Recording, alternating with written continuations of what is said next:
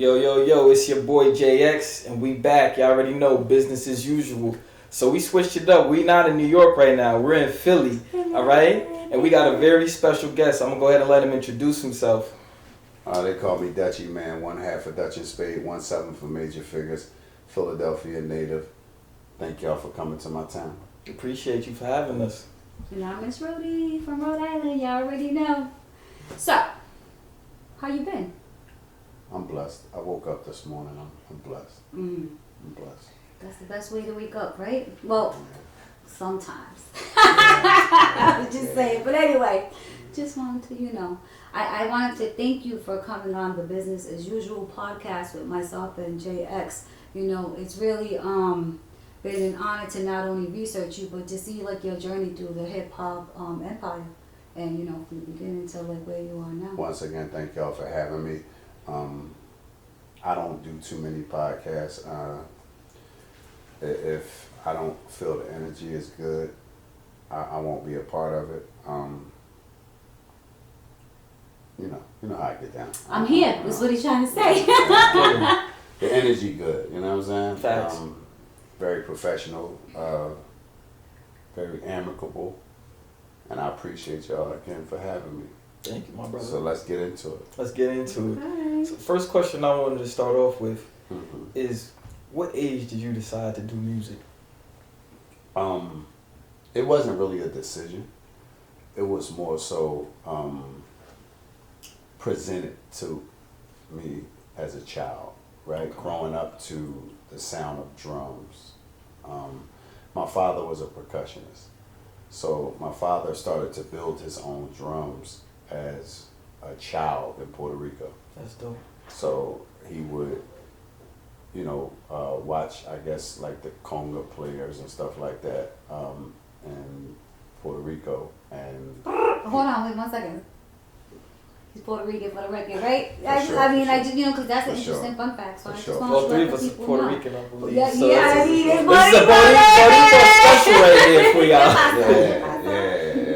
That's pretty dope. Yeah, that's dope. Yeah, so he would build drums, like actually take cow skin, stretch it, and make drums. I don't know if his first set was that way, but I know I watched him growing up take cowhide and stretch it in the tub and actually take a wrench and That's crazy. make a drum.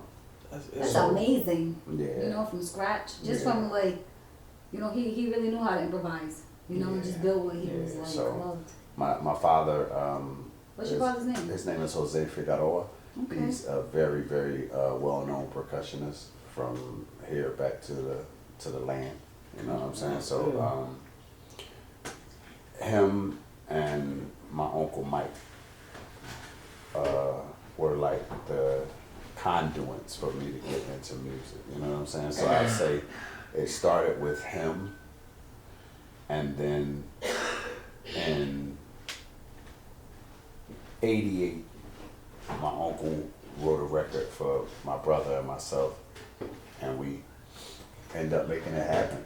Like, just started rapping for the family. You know what I'm saying? Like grandma, you go over your grandma's crib and they would set up microphones and Chilling with your cousins in the living room, and you just start. You know what I'm saying? Bailando. Yeah, Bailando. it's like you up next, and then your drunk uncle get on the mic, he starts saying and all that shit. So you know how it goes. So you grew up with a lot of Hector Lavoe in the house and all of that. Oh man, Willie Colon. Really Cologne. My Tito Puente,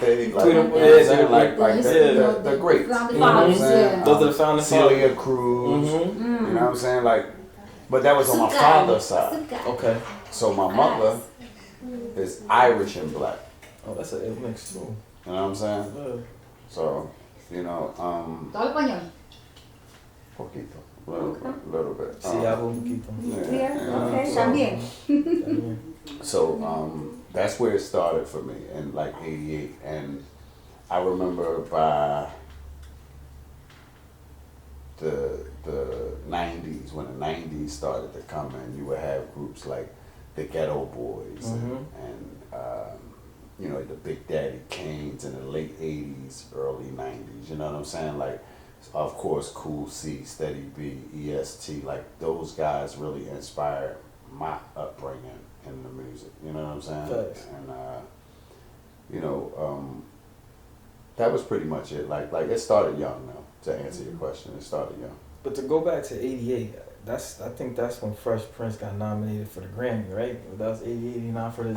Yeah, I think so. I think so. So being from Philly and watching somebody like that's probably only I think in his teenage, right? Will have to be a teen, and to see him go to that magnitude, how did that feel to see that, like being from? Well, at that age, you don't understand how dope it is because you're a kid, but then now I can say that was probably one of the most monumental things to happen to Philadelphia because besides, certain artists, we didn't have that. Facts. on hip hop. You know what I mean? And like I think Schoolie D was probably the first gangster rapper in the world. So not to interrupt people, so you think Will Smith is hip hop? Of course. Okay. Of course. I would never slight Will for being a hip hop DJ artist. Jazzy Jeff. Yeah, no, I was just asking, because sometimes people categorize him in different like genres or categories. No, you know what's I believe crazy? that he is hip hop. He's People really hip hop. get that misconstrued. Okay. Hip hop is what you make it. So there's no really certain criteria that you have to meet to consider yourself hip hop in music. Not to me. I mean, I don't know what the masses say, but to me, I think it's just about what's in your heart. If you consider yourself a hip hop artist and you're pitting lyrics together and you're rapping, you're a hip hop artist. To me, that makes sense. No, yeah, it's all in what you think it is. To anybody else, it's like, oh, okay, well, it doesn't matter, right? Yeah, that's why we got different categories. It's like it's not pop music. No. He wasn't singing too much. He was He rapping. started jigging with Nah, it. he was. I think with Will Smith, I think he elevated and went beyond rap. He went beyond just acting. I think he hit a plateau that most people never hit. It didn't start that way. Exactly. So you got to remember, listen to records like this, right? Brand New Funk. That's hip hop. Right. I ain't never heard nobody rap like that in my younger years. Brand New Funk. Rather extraordinary. Yeah, that's what you gotta do. And I don't mean to disrespect, but I'm just saying, like, to give the younger generation like an exclusive like hint like that. If you want to be certain like hip hop, you have to go and study this great person. You know what I'm saying, to understand what hip hop is. So it's like teaching for the masses to the youth who want to be hip hop. Well, anything that you do, you gotta study. Amen. That is a fact. You want to be a great plumber, you gotta study plumbing. So as a up and coming artist, you should study what you want to like be. For sure. Or you're not gonna be what you want to be if you don't study. Everything takes knowledge, whether it be knowledge yourself or knowledge of. You have to have knowledge. That's a fact.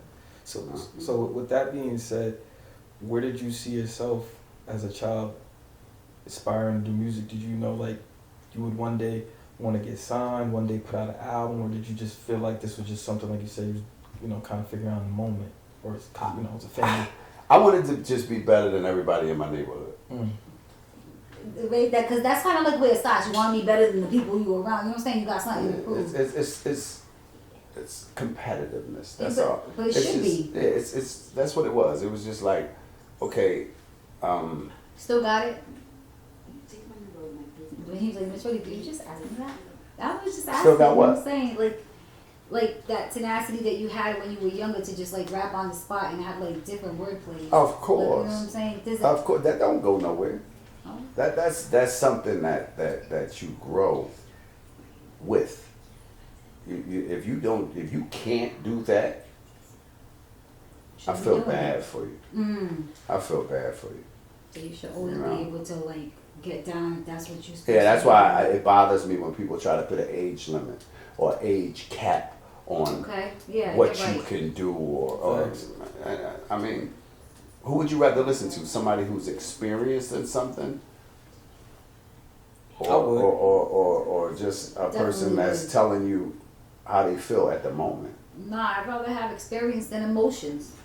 You know what I'm saying? Hove drop something tomorrow. I'm listening. Facts. Be You know what I'm honest. saying? I'm Yeah, listening, I mean, but I want that 500K. Just saying.